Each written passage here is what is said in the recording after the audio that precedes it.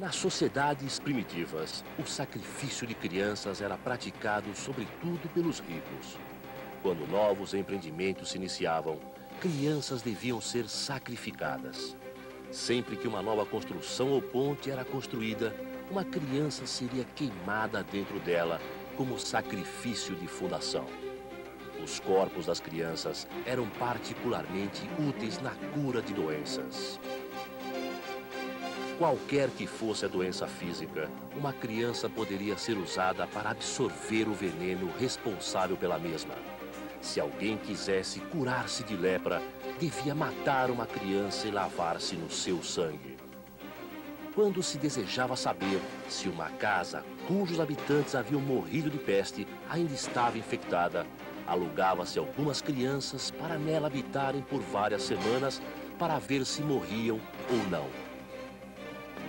Quando alguém estava impotente ou com doenças venéreas, recebia como prescrição médica manter relações sexuais com uma criança.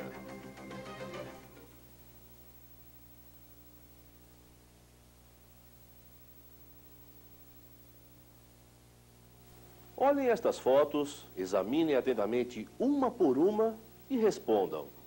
O que há de comum entre essas crianças e esses adolescentes?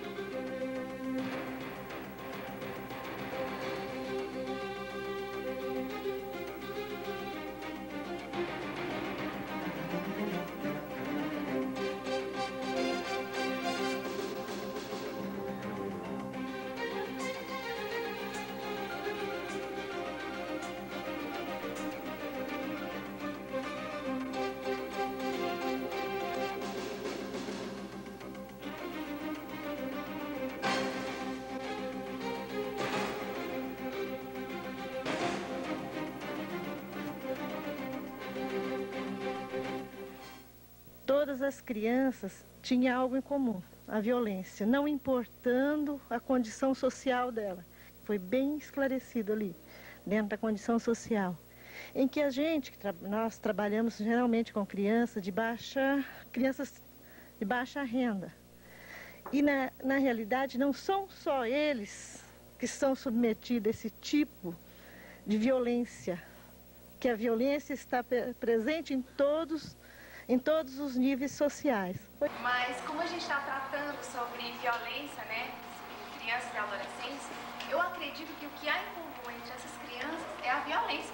As quais elas sofreram, né? Eu acredito que sim. Que a violência, ela não é característica de um determinado grupo. A gente viu ali a diversidade, né? Não tem a questão da idade, pode ser menor, maior, né? Desde que criança e adolescente ele sofre a violência, a questão da cor não importa, a gente viu a grande diversidade, a questão da condição social também, apesar da gente notar que quanto mais pobre a violência é mais gritante, né? A questão das classes sociais mais com poder maior, ela consegue, não que a violência não exista, mas ela aparece menos. O que eu percebo que teve de comum entre as crianças, não sei se foi mesmo assim, observando vocês, é com relação, assim, as crianças assim, parecem, são saudáveis, né? São meninos assim que com diploma na mão, são meninos que bem vestidos, né? E ele percebe o seguinte, nem por isso as crianças foram salvas, né, pela família. Elas foram massacradas, foram mortas por violência, né? E essa questão é muito bem observada aqui também na Matilda, tá? Muito bem, principalmente assim, nós que lidamos com a parte de conselho, que trabalhamos com você, sabe essas coisas, né? Que trabalhamos nas instituições, percebemos esta violência.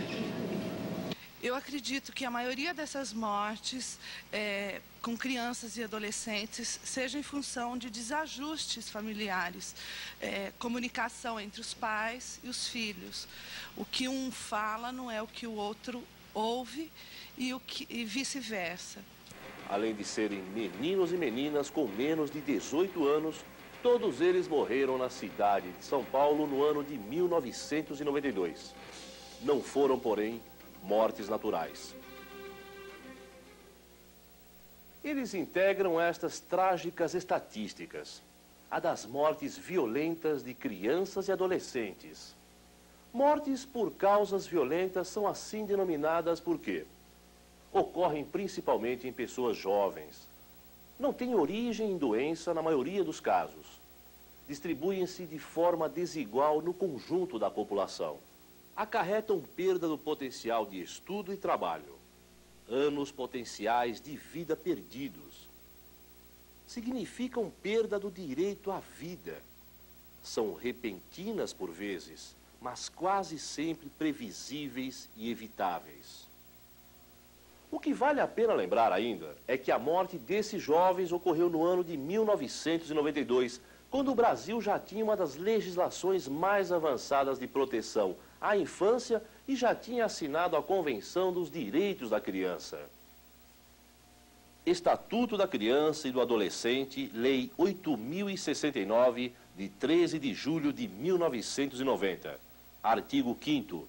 Nenhuma criança ou adolescente será objeto de qualquer forma de negligência, discriminação, exploração, violência, crueldade e opressão, punido na forma da lei qualquer atentado por ação ou omissão aos seus direitos fundamentais. Convenção sobre os Direitos da Criança. Iniciativa de sua elaboração partiu da República Popular da Polônia no ano de 1978. Adotada pela Assembleia Geral da ONU em 20 de 11 de 89 e assinada pelo Brasil em 26 de janeiro de 1990. Artigo 19, parágrafo 1º. Os Estados partes adotarão todas as medidas legislativas, administrativas, sociais e educacionais apropriadas para proteger a criança contra todas as formas de violência física ou mental, abuso ou tratamento negligente, maus tratos ou exploração, inclusive abuso sexual, enquanto a criança estiver sob a custódia dos pais, do representante legal ou de qualquer outra pessoa responsável por ela. Um outro aspecto fundamental é que todas estas mortes ocorreram em família e foram denunciadas à polícia para verificação das circunstâncias que cercaram tais óbitos. Estas mortes foram pesquisadas pela doutora Maria Amélia Azevedo e por mim, com o apoio financeiro do CNPq, durante 7 anos de investigação. Para que nós pudéssemos efetivar esse tipo de pesquisa, nós inicialmente fizemos uma consulta a todos os boletins de ocorrência policial da cidade de São Paulo, no número de 434.546 boletins. Deste total, nós conseguimos extrair 953 casos de crianças e adolescentes falecidos em circunstâncias misteriosas, mas dentro de suas próprias casas. E buscamos acompanhar a trajetória de distribuição dos processos criminais relativos a estes casos. Identificamos 52 processos e destes processos nós procuramos, com autorização das famílias, fazer uma entrevista dentro dessas casas. Fizemos 23 entrevistas na primeira etapa e na segunda etapa nós fizemos 6 entrevistas. Todos os resultados da nossa investigação, eles estão consubstanciados num livro intitulado Infância e Violência Fatal em Família, da editora Iglu, publicado no ano de 1998 na cidade de São Paulo. Este livro, ele faz parte de um projeto multimídia, que é integrado tanto pelo livro quanto por um CD-ROM, que se chama Requiem para as Pequenas Vítimas Pequenas, e pelo vídeo documentário educativo Crônicas de Morte Anunciada.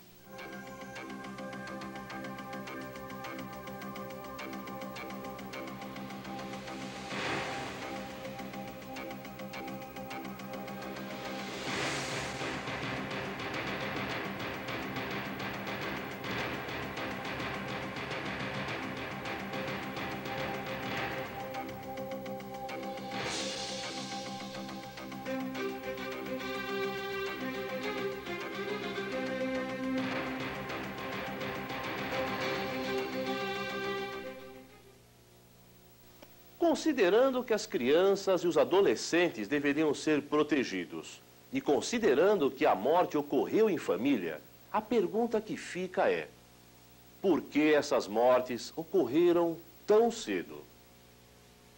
Eu acredito que essas mortes tenham ocorrido principalmente pelo fato deles serem indefesos, não conhecerem seus direitos, não terem como lutar por eles. Eu acredito que tenha sido o principal fator. Eu acho assim que está por trás, principalmente, a omissão, né, das pessoas, tanto da família como da sociedade, dos parentes, em denunciar, né, o que ocorre assim, dentro de quatro paredes. A gente vê assim, que é muito difícil as pessoas denunciarem. Às vezes está presenciando a violência contra uma criança ou contra um adolescente e não denuncia, não quer se meter no problema, não quer se complicar. Infelizmente, o que acontece todo dia pode estar acontecendo realmente nesse momento, daqui mais 2 horas também, né? O que eu acho e coloco também nessa situação, que infelizmente existe essas mulheres que às vezes se falam negligente, mãe negligente, infelizmente sofrem grande violência dentro de casa também. Muitas vezes não reclamam, não vão procurar auxílio porque apanham, porque os maridos são alcoolizados e todo esse problema. Muitas vezes isso acontece e quando a mulher cai na realidade é tarde demais. E toda essa responsabilidade é passada para ela. Só que a gente tem que ver que não é sempre assim. Que a mulher ainda sofre muita violência e isso é passado para os filhos. Então cabe a gente também ver esse lado. A causa da morte dessas crianças tão novas, né, é justamente porque elas são... porque nós profissionais, todos os profissionais envolvidos, não precisa ser assistente social nem psicólogo, mas qualquer pessoa que trabalha com criança sabe que se nós não dermos ouvido para a criança, nós não confiarmos na palavra da criança, vai acabar acontecendo isso, que nós podemos e devemos intervir dentro da família. Por quê? Não é porque acontece um assassinato, uma violência terrível dessa, dentro da família, nós não podemos intervir. Claro que podemos. E devemos ao nosso papel. A banalização, sabe, da vida, né, está muito presente hoje. E a mídia trabalha muito mais a violência do que a carícia, o afeto. E se as nossas crianças estão vendo isso desde muito cedo, que sociedade teremos? Será que vai continuar enxergando as outras crianças que virão? Eu acho que é um questionamento para a gente fazer, porque muita violência que está ocorrendo hoje é retrato da nossa omissão.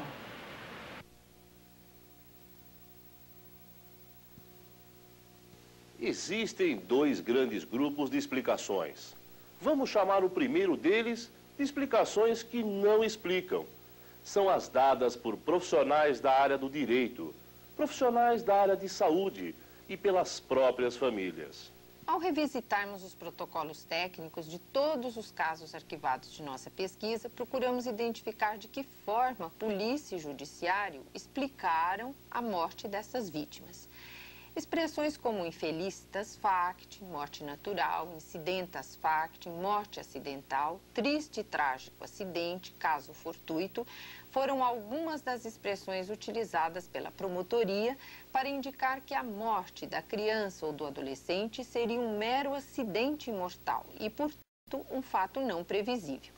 A ser verdade essa tese, defendida com sucesso pelos promotores de justiça, porque acatada plenamente pelos juízes na maioria dos casos, 83% dos processos por nós investigados, teríamos um elenco de acidentes possíveis, mas não previsíveis, categorizáveis em fortuitos, portanto configurando situações de perigo, impossíveis de serem antecipadas, previstas, seja quanto à sua ocorrência, seja quanto às suas consequências mortíferas para a criança ou adolescente. Fatalidades que, presume-se, ocorreriam aos azares da má sorte de alguns, atribuíveis, em alguns casos, ao comportamento imprudente, não cauteloso da criança, comportamento esse tomado como natural da infância e critério para culpabilizar a vítima, com vantagem, aliás, já que silenciada pela morte.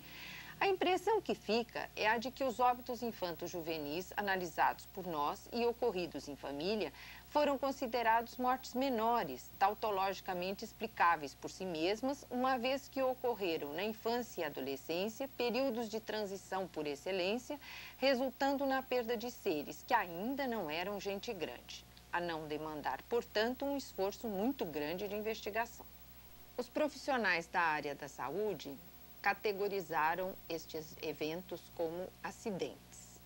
Por outro lado, é importante pontuar que a história dos acidentes domésticos na infância tem a ver com a história da pediatria no Brasil.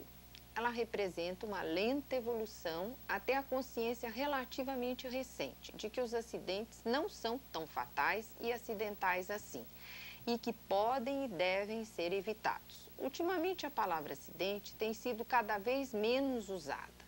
Os chamados acidentes domésticos, entre aspas, embora sejam ocorrências de perigo que podem suceder em casa, não têm nada de imprevisíveis, fortuitos, aleatórios. São até previsíveis demais. Portanto, o acidental do acidente não se baseia na sua ocorrência, mas em suas consequências. Esta nova visão do problema dos acidentes na infância ou na adolescência levou à possibilidade de mudança de nome de programas de prevenção, como é o caso daquele viabilizado pela Organização Mundial de Saúde, hoje intitulado Programa de Prevenção de Danos. Ao nível deste programa, existem dois espectros diferentes de problemas: danos ou lesões não intencionais, antigamente denominados de acidentes, danos ou lesões intencionais, homicídios. O que está por trás dessa nova nomenclatura é a possibilidade clara de prevenção dos danos não intencionais através de amplos programas de conscientização dos pais, das próprias crianças ou adolescentes, da sociedade de modo geral. Há um razoável número de estudos científicos mostrando que existe correlação entre o tipo de lesão não intencional e o estágio de desenvolvimento da criança e do adolescente. Há maior incidência desse tipo de lesão entre vítimas de sexo masculino e pertencentes a classes sociais mais desfavorecidas. Maior vulnerabilidade a este tipo de dano no ambiente doméstico. Maior gravidade do ponto de vista de consequências fatais dessas lesões durante o primeiro ano de vida de uma criança, figurando entre as 6 principais causas de morte para esta mesma faixa etária. O fato de que muitas vezes este tipo de lesões podem ser indicativos de problemas de relacionamento entre os pais, entre pais e filhos ou devidos a problemas de ordem emocional da própria vítima. O que se pode inferir de tudo isto é que, em termos de sociedade brasileira, muito pouco se tem discutido a respeito da possibilidade de prevenção destes danos à infância e adolescência, seja por não se acreditar que isto seja realmente possível ou que vale a pena prevenir, ou ainda por não se saber como fazê-lo. Ao analisarmos os casos de nossa pesquisa, constatamos que a explicação construída para as mortes é, de certa forma, uma expropriação da responsabilidade familiar. A responsabilidade corre por conta da operação, seja de forças sobrenaturais, místicas ou não, seja de forças naturais, imprevisíveis, forças ligadas à dimensão fatalidade e ou à dimensão acidentalidade, ambas implicando na incontrolabilidade da morte pelos humanos e, portanto, na imprevisibilidade dos casos ao nível familiar. Frases ditas pelas famílias, como "era o destino dele, Deus tinha que levar", demonstram claramente isto. Em alguns raros casos, a responsabilidade estaria na família, mas num membro irresponsável por definição, fora de si. O segundo bloco de explicações é o das explicações científicas. As explicações científicas são aquelas que permitem compreender algo aparentemente paradoxal. Ou seja, como é que se produzem e se reproduzem em família as mortes de crianças e adolescentes, mortes essas que decorrem de ações ou omissões perpetradas exatamente por aqueles que se esperaria que pudessem protegê-los. As explicações científicas, elas se tornaram possíveis na medida em que os estudiosos do assunto passaram a interpretar essas mortes como ocorrências de violência fatal em família, entendida a violência fatal doméstica como o abuso do poder parental e como o resultado de uma cadeia interativa de muitas modalidades de violência doméstica. Violência física, violência sexual, violência psicológica e até mesmo negligência. Existem vantagens significativas quando se reinterpreta a morte de crianças e adolescentes em família como casos de violência fatal. A primeira grande vantagem é a de que já é possível saber quando suspeitar, quando desconfiar que a morte pode ser um desfecho possível. A segunda grande vantagem é a de não sermos mais obrigados, diante da possibilidade mais ou menos concreta de morte, de termos que adotar uma das seguintes atitudes. Ou a atitude de defesa e até mesmo da justificação dessas mortes como necessárias, tal como já ocorreu um dia na história da humanidade e como, infelizmente, ainda ocorre hoje em lugares como a Índia, ou então a atitude de aceitação enquanto casos fortuitos, fatalidades que não se consegue controlar ou impedir, ou ainda uma atitude de tolerância enquanto acidentes do tipo imprevisível. A introdução da violência fatal como uma forma de reinterpretar esses casos permite-nos adotar duas atitudes que são absolutamente corretas. Uma atitude de repúdio e uma atitude de prevenção. Repúdio porque essas ocorrências não mais devem ser vistas como ocorrências impossíveis de prever. A morte de crianças e adolescentes em família é quase sempre absolutamente previsível. E, em segundo lugar, uma atitude de prevenção, porque será possível, quase sempre, considerá-las como crônicas de morte anunciada. Bastará que se saiba ler os sinais de perigo inseridos no cotidiano da vida familiar e que, ao fazê-lo, se consiga chegar antes que crianças e adolescentes se tornem uma notícia de jornal, um boletim de ocorrência, um processo criminal, um dossiê médico, um caso psiquiátrico ou, pior que tudo, um corpo no necrotério. A principal diferença entre os dois grupos de explicações é que quando falamos em violência fatal em família, estamos tratando de um fenômeno cujas causas podem ser conhecidas e controladas. Portanto, de mortes previsíveis e, consequentemente, evitáveis. E agora você que está com um ar surpreso vai ser convidado a prestar muita atenção no relato a seguir para decidir se realmente até que ponto ele não foi uma autêntica crônica de morte anunciada.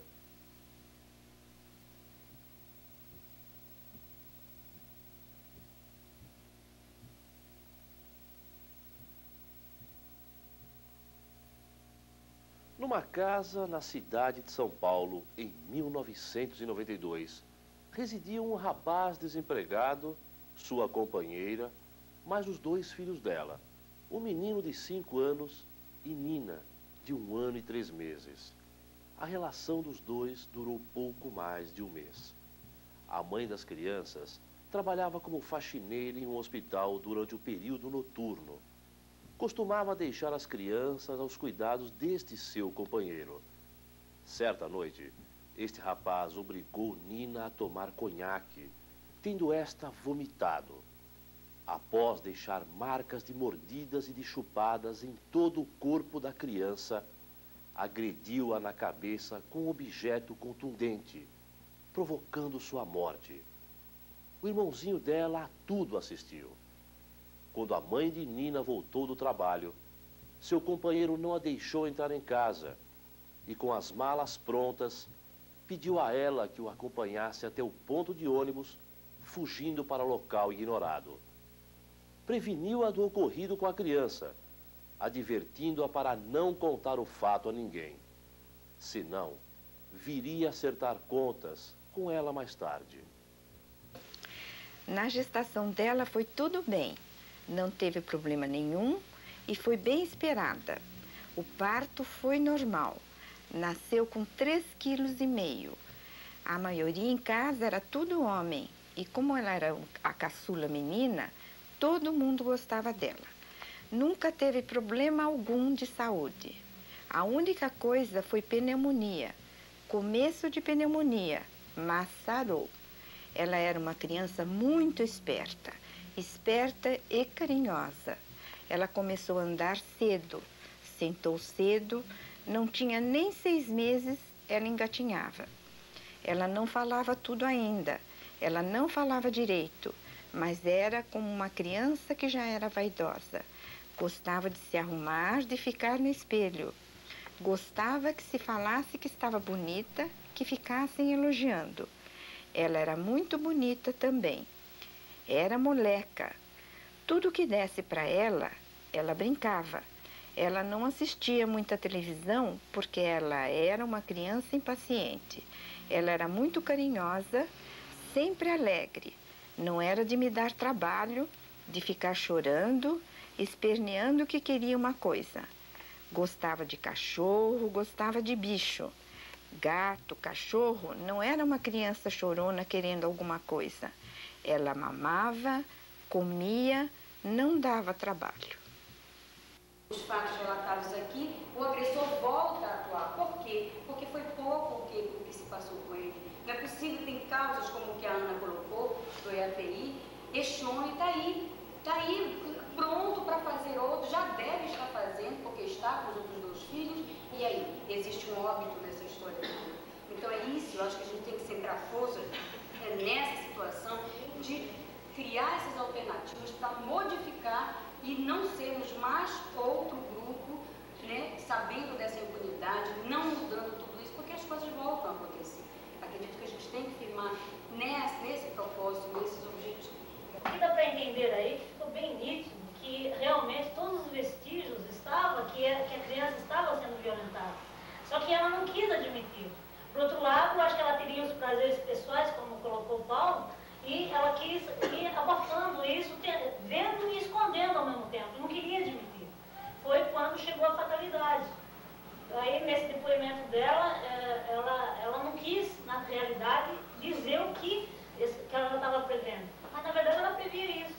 A criança anunciou de todas as formas que essa morte estava para acontecer. Se vocês prestarem atenção na fita de vídeo, ele já falou aí que a criança tinha marcas no corpo. Então, a cada momento apareceu alguma coisa diferente nessa criança. E a mãe não percebeu ou não quis perceber que ela estava sendo violentada. Então, para mim, a morte anunciada foi um anúncio que essa criança fez a todo momento, de todas as formas, para essa mãe. Acho que nesse caso específico, houve uma negligência muito grande da mãe, nesse caso. Mas também não podemos relegar que o Estado é um pouco coautor disso, pela falta de apoio, né, a uma mãe que necessita deixar seus filhos, uma pessoa que nunca não conhece assim profundamente. Então, eu acho que tem que haver maior apoio do Estado, mas a mãe, nesse caso específico, ela foi muito negligente. Talvez pela falta de informação ou talvez pela falta de opção. Essa opção eu acho que o Estado podia oferecer um pouco mais. E a gente percebe realmente que o caso da Nina é um caso extremamente comum em nossa sociedade, né?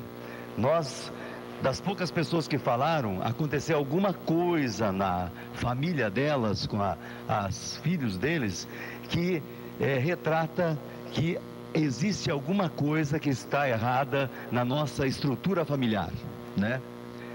E eu acho que esse é o ponto fundamental da discussão, deve ser levada em consideração. É a família e a educação.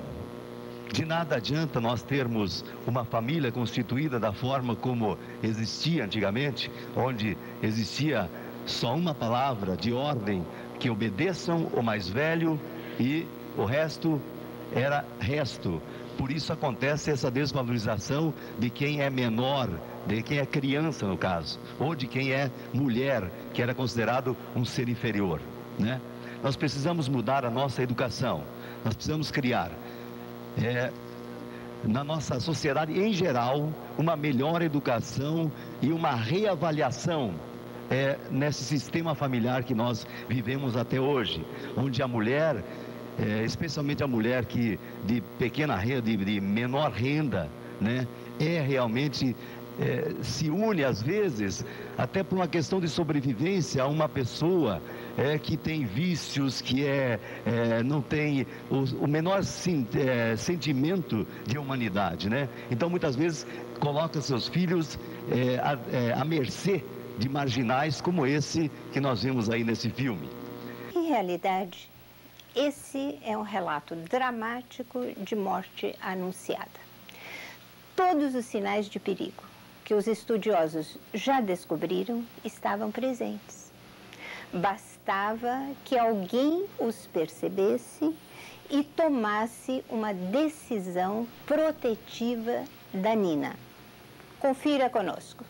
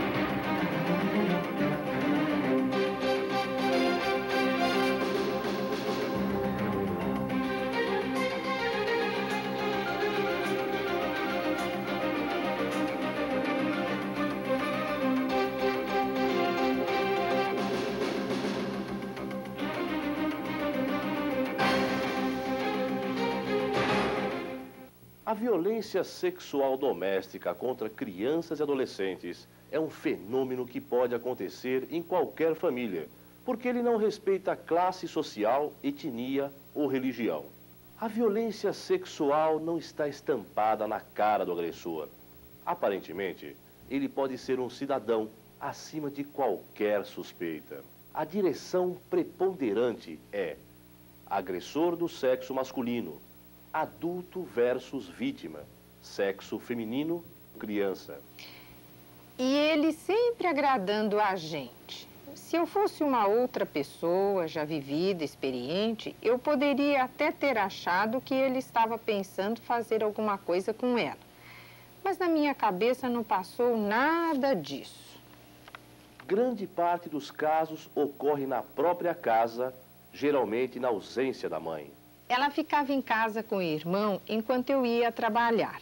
No horário que eu saía para trabalhar, não era um horário que eles pudessem ficar muito tempo acordados, dando trabalho para ele, porque ele ficava em casa com os dois à noite.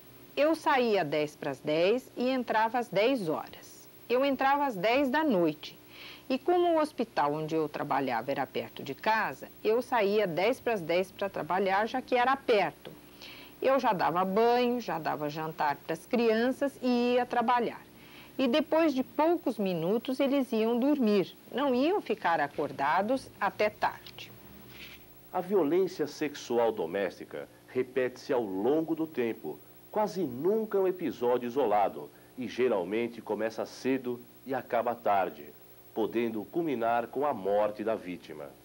Uma vítima começa a sê-lo muito antes que a violência sexual comece de fato. O agressor sexual planeja suas ações. Foi muito pensado. Uma pessoa fazer uma maldade daquela num momento sem pensar, não esperar eu chegar do serviço, fazer o que fez com ela e ficar lá, passar a noite toda na casa com a menina morta, ele deve ter planejado tudo o que ele ia fazer. Certos agressores sexuais, especialmente pedófilos, que preferem sexo com crianças, costumam procurar mulheres com filhos para se relacionarem, interessados que estão nas crianças e não na mãe. Costumam escolher mães que vivem sós, pois estas receberão melhor as atenções para com os filhos. O álcool e as drogas costumam estar presentes, às vezes em até 50% dos casos. No entanto, eles são meros facilitadores da liberação de um desejo sexual pré-existente no agressor. Ele era bom pra gente. Ele nunca foi assim enquanto eu estava com ele. Ele agradava os dois, o menino e ela. Ia trabalhar e trazia doce para eles. É preciso desconfiar quando vários destes sinais manifestam-se. Pai que pode ser padrasto ou companheiro, que demonstra mais interesse nas filhas ou filhos do que na própria mãe, ou que veja alguma sedução nos seus filhos, seja de um ou de outro sexo, mesmo quando bebês. Falava que ela era muito bonita. E eu me lembro que nesses dias, ele ficou 3 dias sem trabalhar. Ficou em casa. Eu me lembro de que no último dia em que eu fui trabalhar, que aconteceu isso, era calor na terça-feira e ela estava só de calcinha. E ele falou meio brincando, bateu na poupança dela e falou: "Ah, ela fica tão bonita de calcinha, ela fica tão bonita sem calcinha, de calcinha." Ela estava só de calcinha, estava calor. Depois, ela fica muito bonitinha assim, só de calcinha. Mas eu nem assim para pensar alguma malícia. Pensar, ah, é homem, está pensando alguma coisa. Não passou nada na minha cabeça.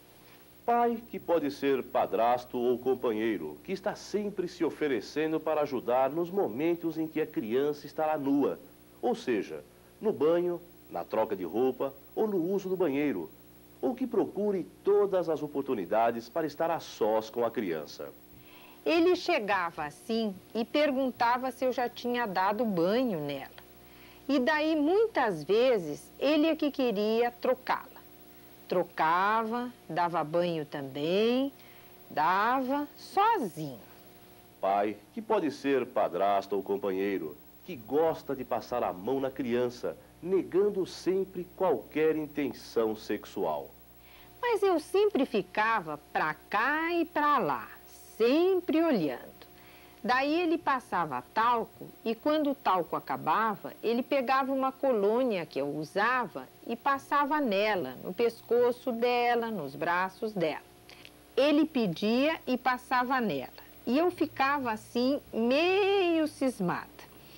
Eu tenho uma mania que quando eu chegava do serviço, a primeira coisa que eu ia fazer era trocá-la. Eu ia trocar para ver se ele não tinha mexido com ela. Era uma mania minha. Quando eu chegava do serviço, a primeira coisa que eu fazia era trocá-la. Criança com marcas inexplicáveis no corpo. Eu tinha chegado em casa e ela estava com a orelha machucada. Não. Acho que ele puxou a orelha dela, estava inchada, ficou inchada, estava assim com aquele corte. Então ela não falava direito, eu não perguntei para ela. Então eu perguntei, né, o que tinha acontecido. Daí ele falou assim que ela havia feito cocô nas calças e que ele a tirou da cama pelas orelhas. Aí eu pensei que fosse verdade. Depois, no outro dia em que ele foi trabalhar, eu fiquei pensando, como? Não tem roupa suja dela, não tem nada sujo. E aí eu vi que era mentira dele. Acho que ele, já por ruindade, ele estava judiando da menina enquanto eu saía para trabalhar.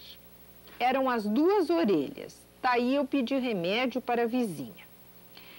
Depois eu fiquei pensando, como a orelha ficou muito inchada, machucada, ele a deve ter levantado pelas orelhas, porque ficou a marca do corte, Aí eu pedi remédio para a vizinha, eu passei e a vizinha falou, acho que é assadura. Aí eu falei, mas isso não estava aí. Eu fui trabalhar e agora que eu voltei, está inchado desse jeito? A vizinha falou, é assadura. E eu falei, não é não. Houve um dia em que ele pediu para eu comprar um peixe. Aí ele falou para eu levar o menino e eu a queria levar. Mas ele falou, não, deixa a Nina aí, que você vai mais rápido. Tá bom. E aí levei o menino comigo e ela ficou. Aí eu fui comprar peixe, voltei e daí quando eu voltei ele estava conversando com um monte de homens. Aí eu olhei o rosto dela, estava com uma mancha, estava inchado o rosto dela. E eu perguntei, o que foi? E ele me disse, ela caiu da cama. Sabe, eu fui tão besta na hora que eu acreditei. Achei que era verdade. Eu acho que ele bateu nela. Eu imagino que ele tenha atacado alguma coisa nela ou que ele deu um murro nela, porque na hora ficou aquele vermelhão e logo já ficou roxo. Daí eu falei, caiu? Mas depois eu fiquei pensando, ela sobe na cama, desce da cama, anda, como é que essa menina vai cair da cama? Não tem lógica o fato dela cair da cama. Eu perguntei, como é que ela caiu da cama? E ele me respondeu, ela estava dormindo, rolou e caiu da cama, eu nem vi. Ele estava lá embaixo conversando. Aí eu subi e eu a vi chorando. Mas aí eu comecei a pensar, acho que é mentira dele. Acho que ele estava judiando dela. E foi quando os colegas dele chegaram, em seguida eu cheguei, e ela estava deitada, quietinha, chorando. Criança com súbita mudança de humor torna-se quieta, triste, taciturna ou retraída. Ela não falava, mas eu acho que quando eu não estava, ele judiava dela, porque ela estava com medo. Tinha medo, porque ele falava assim e ela já ficava assustada. E às vezes era muito difícil chorar por causa das coisas, mas às vezes ela chorava e ele já falava alto e ela parava. Ela não gostava dele. Desde o primeiro dia, isso é uma coisa que eu nunca esqueço. Desde o primeiro dia em que ela o viu, ela chorou, chorou, chorou, né? Ela chorava muito. Ela não queria ficar com ele. Daí ele falou, acho que é porque ela não me conhece, ela não está acostumada. Depois vai acostumar, ela vai acostumar comigo. Mas o que eu achei estranho é que ela, desde a primeira vez que o viu, ela não gostou dele. E ela era uma criança que ia com todo mundo. Ela brincava com todo mundo. Mas todo mundo gostava dela, todo mundo a conhecia. Eu saía com ela dentro do ônibus e todos brincavam com ela e ela aceitava. Mas com ele foi uma coisa. Foi a primeira pessoa que ela, pela primeira vez, viu e não gostou. Ela não queria ficar com ele de jeito nenhum. Daí ele falava, ela não está acostumada comigo. Daí eu achava, e até hoje acho isso estranho. Isso era uma coisa muito estranha. É como se ela já sentisse. Eu penso assim que ela já sentia. Deu para perceber a mudança nela. Foi ficando mais quieta, daí quando ele não estava, ela era do jeitinho anterior, ela brincava. Mas quando ele estava em casa, ela não era do mesmo jeito, ela já mudava. Nina começou a morrer quando o padrasto entrou em sua casa.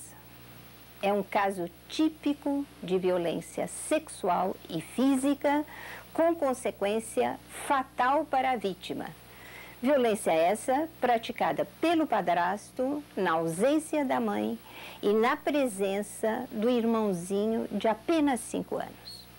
É também um caso de supervisão perigosa, uma das muitas formas de negligência doméstica. Nina morreu porque ninguém foi capaz de ler os sinais de perigo e de chegar antes do que ela é hoje. um boletim de ocorrência, um processo judicial e um corpo no cemitério.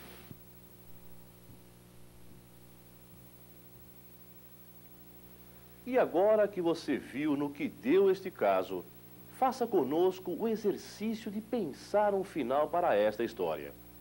Em vez de um final trágico, um final feliz, um final em que Nina pudesse renascer num Brasil onde os direitos das crianças e dos adolescentes fossem efetivamente protegidos. O desafio é seu. Na verdade, eu acho que essa história poderia ter tido um final diferente, mas eu queria chamar a atenção para uma questão que eu acho que é séria.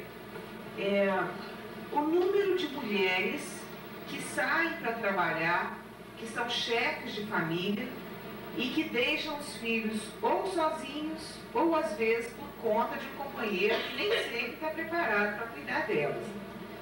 Eu acho que uma grande luta ou uma questão que a gente também teria que colocar na pauta é que os governos brasileiros, municipais, estadual e federal, teriam que pensar, e nós todos apontar para isso, em políticas públicas que protegessem a mulher que trabalha fora e que tem filhos pequenos. Em outros países isso já é uma realidade. Porque como não temos políticas de renda mínima, de apoio a essa mãe, para que ela possa estar em casa cuidando do seu filho, é isso que acontece. A mulher sai para trabalhar, deixa seus filhos com outras pessoas e quando volta, vimos o que vimos aí.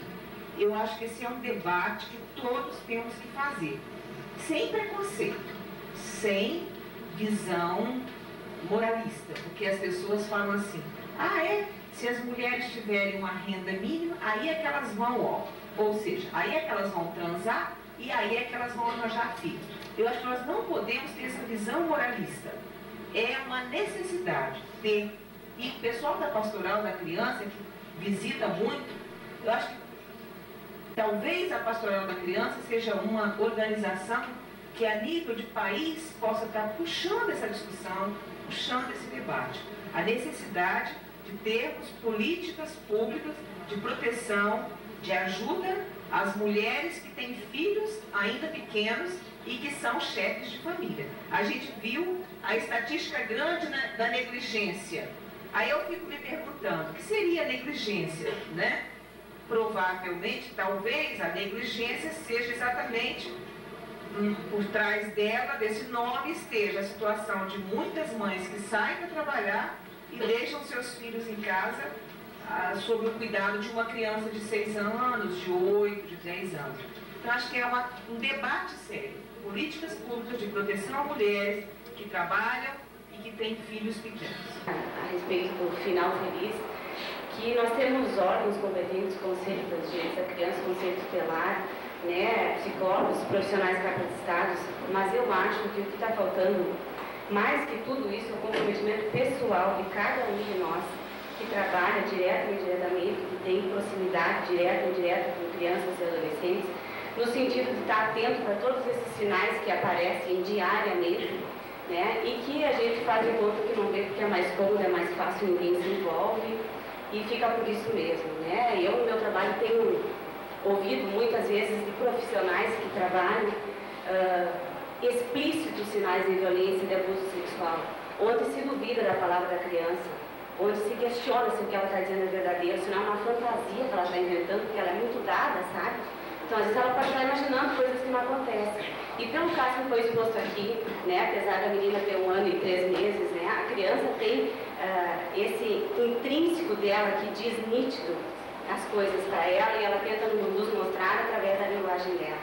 E para nós é muito mais cômodo dizer que não é verdade, não é assim, vai ver que foi um mal entendido, ela não se explicou direito, do que tentar ir para fundo, tentar encaminhar e procurar um atendimento, um encaminhamento que possa ser diferente do destino que essa menina teve. Isso é diariamente que a gente vivencia, não só no trabalho, no meu caso mais no trabalho, em função da atividade que eu exerço, né? Mas os professores têm uma gama muito grande dessa realidade diariamente na sua sala de aula, no seu dia a dia, onde isso estar presente lá sempre. E eu tenho ouvido constantemente dúvidas quanto aos relatos, né? Nesse caso que foi mostrado, a própria mãe sabia de tudo que estava acontecendo. Ela escolheu a morte da filha dela. Ela escolheu. Tanto que no relato ela foi dizendo que a Aurélia, a vizinha, disse que era assadura, mas ela sabia que não era assadura. Mas aí se questiona o comprometimento da vizinha. Sabendo daquela situação, sabendo que a mãe não estava, que poderia ler. A vizinha também sabia disso. Mas ficou por assadura, por isso mesmo, pelo dono da cama e tudo mais, né? Então, às vezes, a pessoa envolvida como a mãe, né, é mais difícil ter essa clareza de que ela sabia o que estava acontecendo com a filha dela. Ela não teve condições de ter autonomia para ir adiante e denunciar o pedir ajuda. E quem estava à volta dela, que ela disse que falava para todo mundo que a menina não era assim, ela percebeu que a menina ficou diferente. Todos que ouviram ela não deram nenhum tipo de encaminhamento, fizeram de conta que era assim mesmo. Então, eu acho que enquanto a gente, como pessoas, não se comprometer mais com tudo isso, fazer o nosso papel, vai ser difícil poder fazer alguma coisa concreta que mude essa situação, porque é uma situação muito velada, muito protegida e muito sigilosa.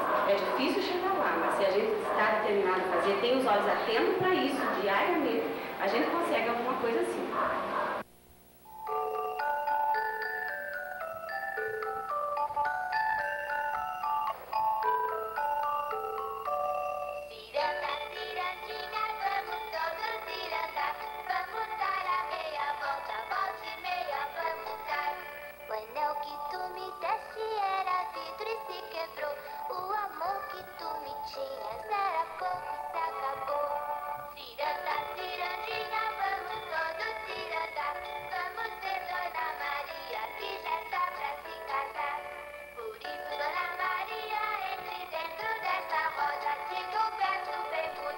Diga Deus e vai-se embora, ciranda.